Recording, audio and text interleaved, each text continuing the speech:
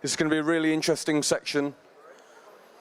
We're going to talk about some of the programs that are going on. I'm really delighted to introduce today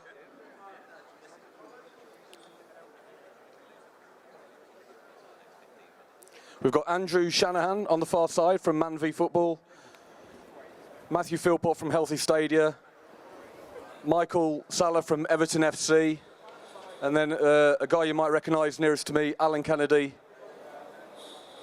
2 times European Cup winner. Alan, first player to score winning goals in 2 European Cup finals. I've been reading Wikipedia, Alan. It's not right. You didn't edit it, no? Okay.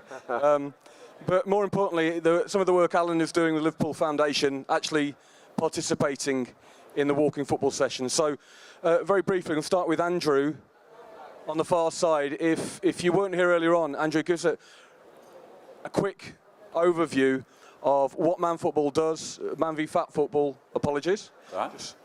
And then, yeah, and then I've still got over to you, Andrew. I'm slightly disappointed that you didn't start with my playing career statistics, which is perhaps slightly less impressive. But so I run Man v Fat Football, which is an organisation that runs across the country. We have 35 leagues across the country, and we are exclusively for overweight and obese men. We support men to lose weight through the leagues. They're 14-week, 6-a-side leagues, and through those leagues, we've helped players lose nearly 50 tonnes of weight since January last year. We are currently working with the FA and Sport England to roll out those leagues so that we can have leagues across the country. And we're extremely pleased to be here today amongst illustrious company. Thank you, Andrew. Matthew Philpott, please tell us about Healthy Stadia. Thanks, Simon. Yeah, so I'm Matthew Philpott. I'm Executive Director of an NGO charity called Healthy Stadia. We're an associate partner for UEFA for their health portfolio, and we do work with governing bodies of sport such as UEFA, clubs and stadium management in terms of developing stadiums as health promoting hubs within communities. So we're involved in healthier match day environments, so that includes no smoking environments, healthier food options, active travel, so cycling and walking to and from stadiums. We're also involved in community health interventions and done quite a bit of work with Mike from Everton FC in terms of our men's health programme, which is Eurofit. We're going to be talking a bit more about that later on in the lab today. And we also do a certain amount of work around the health of stadium staff and workforces. So it's a holistic approach to promoting health from a club and stadium point of view. And we've just finished a nice piece of work at the Women's Euro this year on active travel. So perhaps I can talk a bit more about that as the presentation goes on. Thank you, Matthew. Michael from Everton. Yeah, Michael Salah, Everton in the Community. My role is the Director of Health and Sport at Everton in the Community. Everton in the Community is the official charity of Everton Football Club. We've been operating since 1988. Next year will be our 30th anniversary, and that'll be 3 years, three decades, of providing life-changing work, primarily to the local community. We operate across 4 primary delivery pillars, which include health and well-being, employment and education, youth engagement. And in terms of today's theme, the most pertinent area is our health and well-being programme, which covers 3 main areas, which includes long-term conditions, mental health conditions, and also conditions related to the ageing population. The big asset that we have is the brand of Everton Football Club, and also the Premier League. This has got a huge pulling power attached to it, which helps us to engage and reach some of the most marginalised population groups within our communities. And what we also do is we try to position ourselves in as many communities as possible. So we deliver activities and projects from over 50 different sites across the region, and the aim of that, the purpose of that, is to position ourselves in the heart of as many communities as possible to help break down barriers. We also work very closely with Edghill University, who are our academic partners. We've worked with them for almost 5 years now, and the main purpose behind working with Edghill is to really help to demonstrate the impact that we have across our projects. Excellent, thank you, Michael. Now, Alan, I'm not going to ask you the same questions because you told me these guys are running these operations as big businesses now. That's not what you do, is it, Alan? You have helped support the programme, but you are involved with Walking Football. So could you just tell us a little bit how you got involved and what it's doing? I know you're part of the Red Neighbours programme, is that right? Yes, I am part of the Red Neighbours. I've always been working in the community at Liverpool and always wanted to do that. I got involved in the Walking Football a few months ago through their foundation. And I find it very difficult. Being a former player, to pass a ball and then not to run is strange to me. But I loved it. I loved the enjoyment. I loved everything about it. We've got other players involved. We've got lots of other teams from, and one team particularly came all the way down from Middlesbrough and played in the tournament. And it was great. It was great, and it was competitive. Let's put it that way, which was good for me. Being a former player, I still play football. In fact, you probably noticed I creaked in it at the moment. I played football last night in a five-a-side tournament in St Helens. So I was quite happy to do something like that. I'm very, very fit, as they say. I love being part of it, and hopefully there's more for the future. Thank you. So, thinking back to your playing career, Alan, there was nothing like this, was there?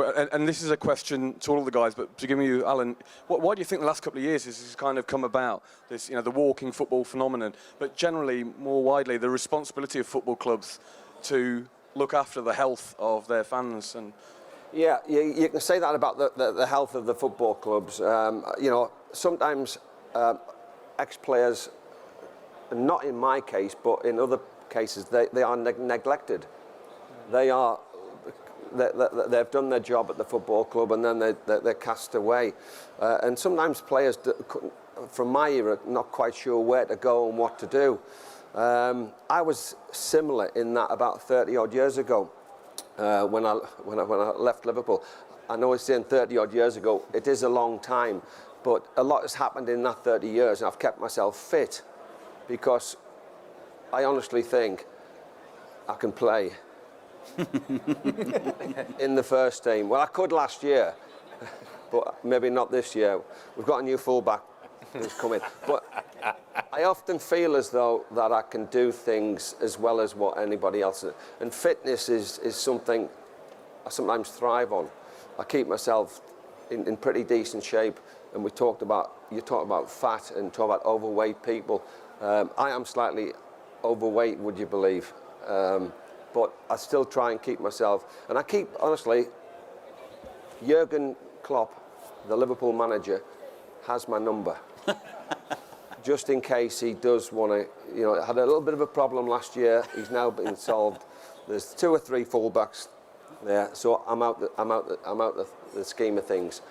But I always believe, and I think at my age, I think I'm pretty happy the way things are going, the way I'm running my life in terms of business and pleasure. I call this pleasure, what I'm doing, talking to people about football. That's all I've ever done in my life. And fortunately, had a great career at Newcastle. I started off at Newcastle. I then went to Liverpool, had such a great 7 years at Liverpool, and then went on to play for Hartlepool or somewhere like that. Yeah, I'm not sure. After that, Sunderland, I think it was. Yeah.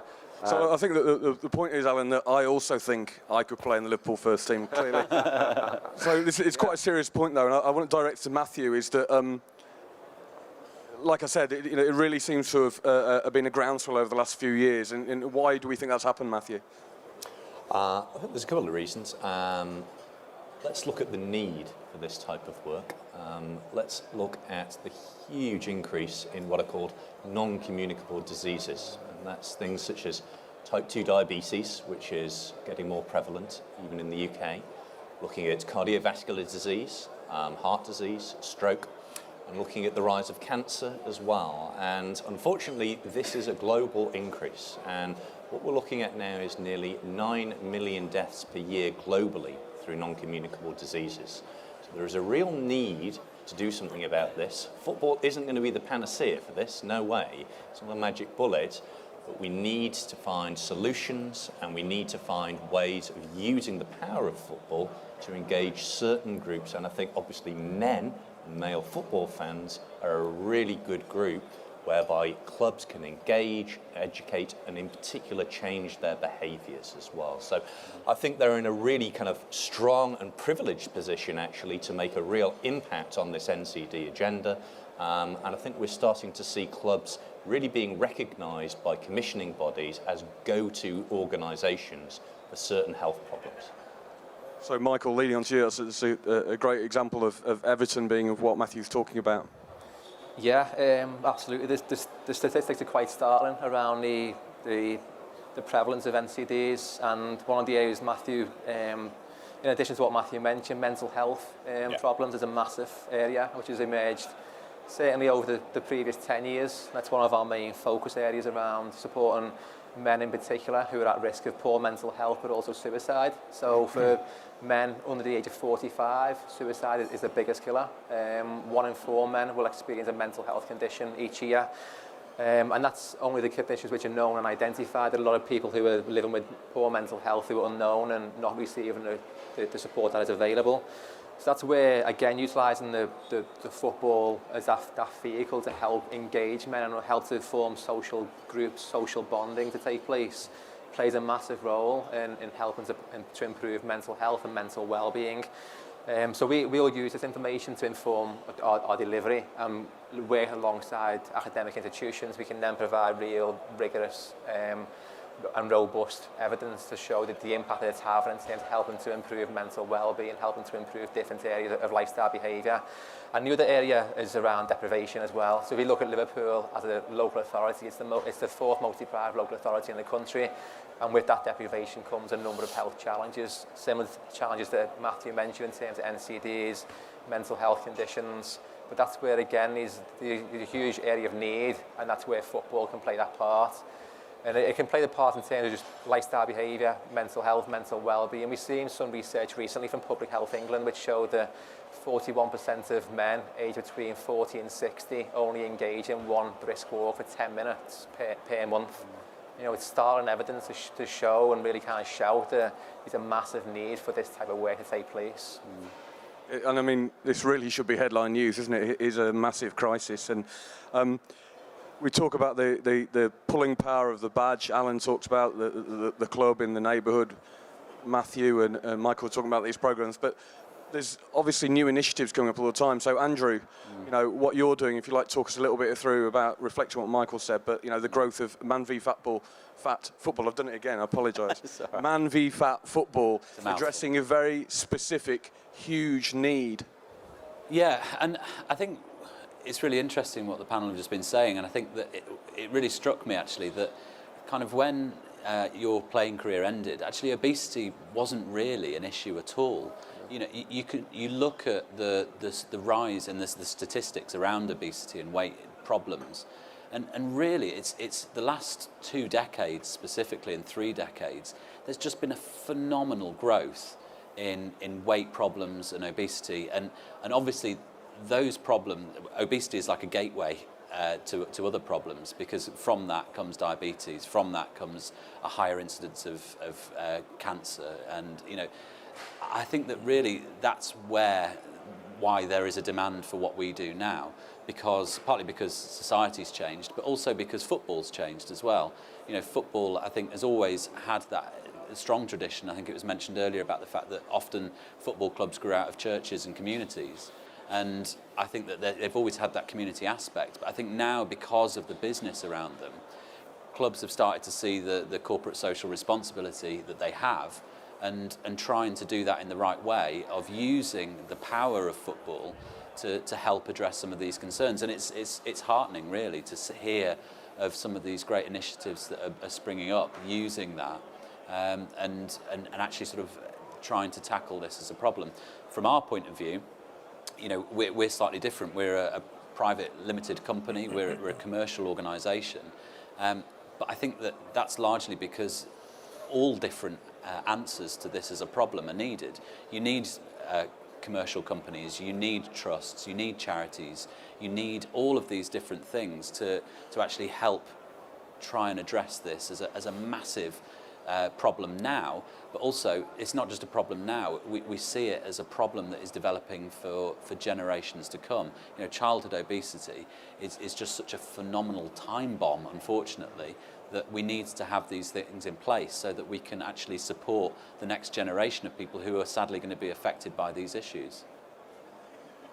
So it's very interesting what you guys are speaking about, almost like presenting the business case.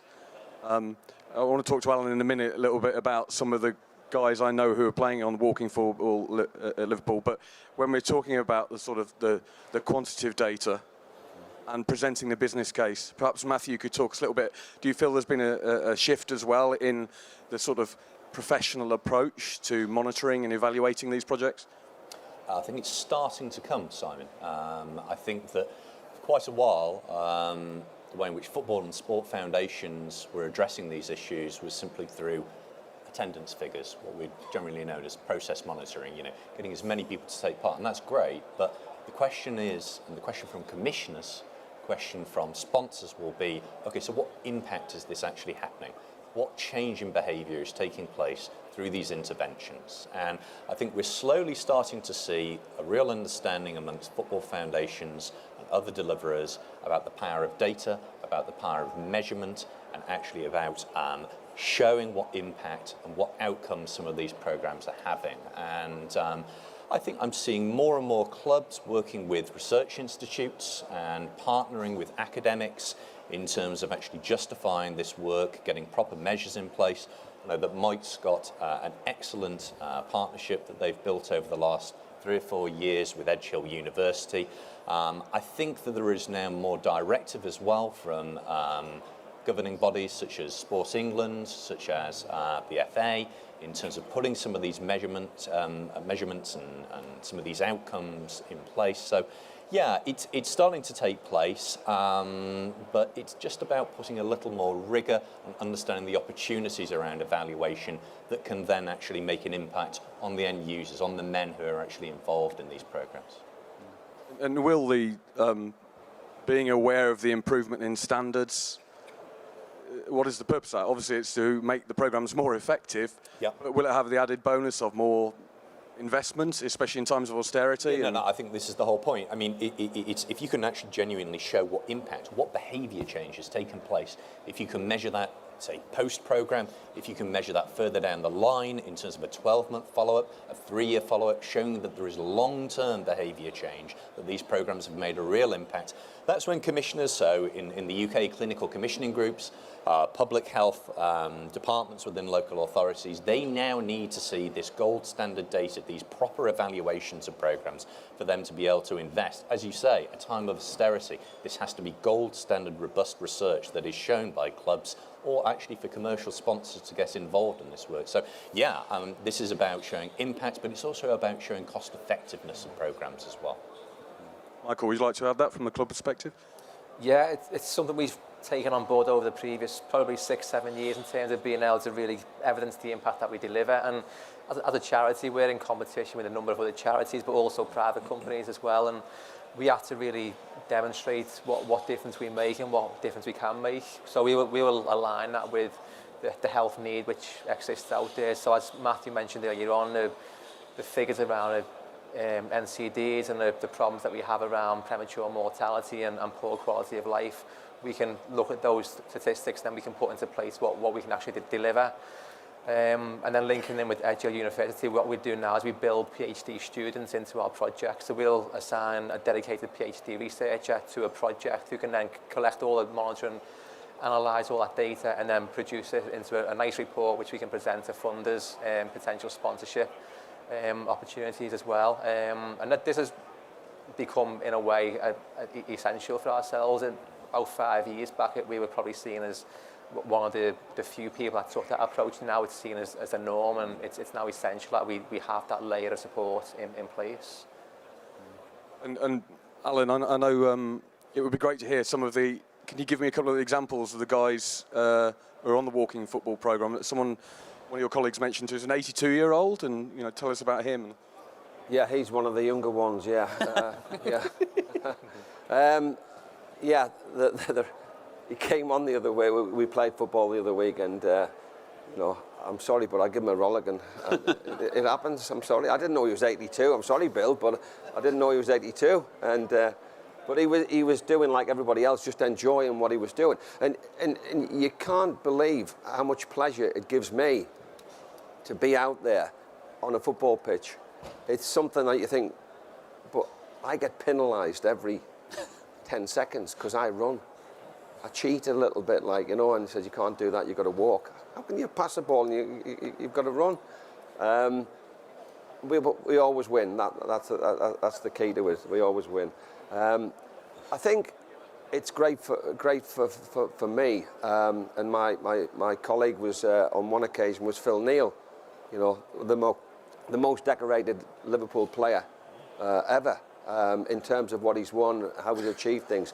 He's got a bad hip. I think he's got a plastic hip. He's got something else. He's got a bit of arthritis and whatever.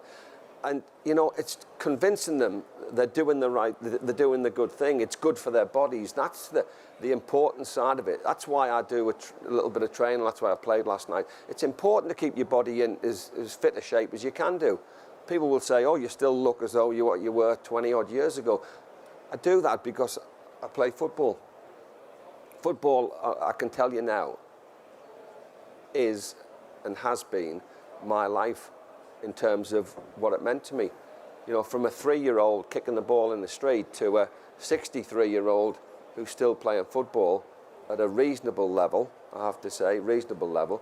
But it's a level I only got involved with a few months ago. And it's because of the foundation at Liverpool Football Club that I'm involved in it. And I want to be involved in it, can I say? And I think other players will look at me and maybe think, I'd like to do that as well. I think whether it's Everton or whether it's other clubs as well, whether it's any Midlands clubs as well, maybe not. Your days are over, are they? Our first team can't play football, mate, so don't worry. But I think it's important we tell people about it, And then there's a community spirit afterwards, because then you have a cup of tea, you have a whatever it might be, and it's all you're all together. And yes, I'm talking football. Yes, I'm reliving my memories of 1981 or 84 or whatever it might be. But for me, I love it. I love it. I met a gentleman over there, and I call him a gentleman because he used to play for Manchester City, Mike Summerby. He's not here, is he? He's not listening? No. Okay. One of the dirtiest players I've ever come across, right? Okay, but don't tell him, honestly. And I'm just going to quickly tell you this little story. Okay, I was a young 19-year-old playing for Newcastle. My manager told me, go out and kick the winger. He'll understand that. He'll know what you mean. Okay, so I said, right, okay. So Mike Summerby gets the ball. He gives me the ball because he'd been told by his manager to kick the fullback. So I've got the ball and he comes leathering into me and I go up in the air and I thought, I'm supposed to do that to you. And he was there going, I got it in first. You learn your lesson very quickly when Mike Summerby's about. But what a great player he was. And my job in those days was to keep him quiet, which I didn't do. But I loved every minute of it. I still love every minute of it, and I hope there's a lot more to come. And you touched there on that the social element, that glue, the network in the local community. And Andrew, I know that Man v Fat football. At the moment there's no famous players or anything like that, but this is a big part of what we're talking about, isn't that glue in the community? Without a doubt, because these people. They might not follow Liverpool in particular, they might follow other clubs, they might, and they've come from Middlesbrough and they've come from other places. It's about the community spirit, I think. And the club really, maybe Liverpool and Everton might have taken it up many years ago. When I finished football, they might have done the community football. they did certain things in the community, but not the football side of it. So walking football is great, and we generally play it once every 1 week, 2 weeks maybe, and it's a great social event to get to know people and get to talk to people. So long may it continue. Excellent. So Andrew, yeah, with Man v Football, tell us about the social element without the stardust that Alan is talking about. Yeah, absolutely. I mean, we have players who've played previously at a very high level, and but it's not. Let's name some names, or we're not allowed to. It's all confidential. From our, but I mean, it's a good point. There's no reason. Obesity and weight gain can happen to anyone. Even if you're a professional footballer, that can still, players still put on weight, and even professional players have had issues with weight before. But from a social point of view, I think it's a really valuable point, especially for obesity, because one of the key things that you see is the social isolation that comes along with weight gain. And often that's to do with the loss of confidence. And from a personal point of view, I can tell you that when I was obese, I stopped saying yes to invitations to go and play sports. And it was because I felt embarrassed. It's because I felt that, genuinely, when I was at my heaviest, I felt that I would have a heart attack and die if I went out and played sport. And that gradually snowballs in your life, and you end up with a situation where you haven't been out for a while, so therefore it becomes harder still to actually say, right, I'm going to go out. And certainly through Man v Fat Football, what we see is that because this is something that is exclusively for overweight and obese men, it's therefore accepted. It's an accepting environment where you can go, regardless of how big you are, and actually feel that you can participate in that. And it's unbelievable how powerful that is. Just as as Alan was saying, just to have a social group around you again, and to start going out, and very, very quickly you can peel away the layers of that loss of confidence, and people start organising, right, well, I fancy a game of squash as well. Does anyone live near me who fancies going for a walk or for a run or for a swim? And I'm sure you see the same with walking football, where those friendships that a team engenders, when you're in a football team, you very quickly become close because you're relying on each other and you're having a laugh together, you're enjoying the wins, and also you're commiserating in the losses. And that engenders such a strong friendships, and that's an amazing power that football and sport as a whole has. And it's something that we're very, very keen and very happy to see happening. Yeah, it is the ultimate icebreaker, isn't it? Absolutely. Yeah. So Matthew, sort of one of the final questions is how far can we go with this? I know Healthy Stadium's been working with UEFA, and you got some things planned for the World Cup. Tell us a bit about the what can we achieve in sector, how far can we go, the public health agenda? Wow, okay, that's a pretty big question, but I mean, I think ostensibly there is some absolutely fantastic work that's been going on, and just to kind of pick up on what Andrew said, I think that social space for men being given the right sort of confidence levels, the right sort of sociability. This is something we've really found with our Eurofit programme. We've got some representatives from both Manchester City and also from Everton, the men who've taken part in the programme today. Having that space for banter, having that space to take the mickey out of themselves. It's not Slimming World, it's not Weight Watchers. This is the right sort of environment for them to feel safe to talk about their weight and how they're struggling potentially to gain, to lose this weight, etc. But to go back to your question, how far can we go? I think a lot of the work that we do over and above the community and fan interventions is around making changes to stadiums and also to tournaments in terms of the policies that they adopt. So we try and work on health promoting policies. So for example, at the Euro last year, we helped UEFA implement their tobacco-free policy at their stadia. Within France, as in many, many countries across Europe, you can still smoke inside stadiums. I mean, it's anathema now to the UK in terms of being able to go into a stadium on a match day and light up. In fact, around about 70% of stadia in Europe, you can still smoke.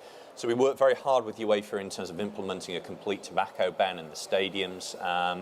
In disregard to the French law, we can do more work around positive, fresh, healthier food options at stadia as well. I think that's something we're just starting to slowly see creep into stadiums in the UK.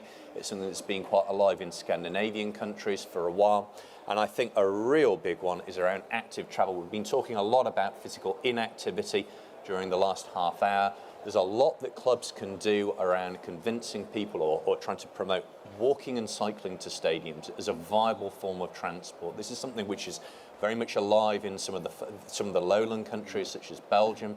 We have a member of our network who regularly has 2,000 fans cycling to their stadium for match day. That's over 10% of their total capacity. We've just run a programme at the Euro now, which has been through an active travel app incentivising people to walk and cycle, and we've had many thousands of kilometres by fans that have used the app and has been tracked by the app in terms of walking and cycling. It's going to take a while in the UK. A lot of this work is very hard to do because it's working with stadium management, with commercial entities. It isn't just the domain of foundations, but what we're trying to push is a more holistic, integrated uptake of health as a subject that clubs and stadiums can really run with, as opposed to just having foundations that do health and stadiums and clubs that just do their operations side. And in fact, Everton's a really good example of that holistic approach to a health promoting stadium.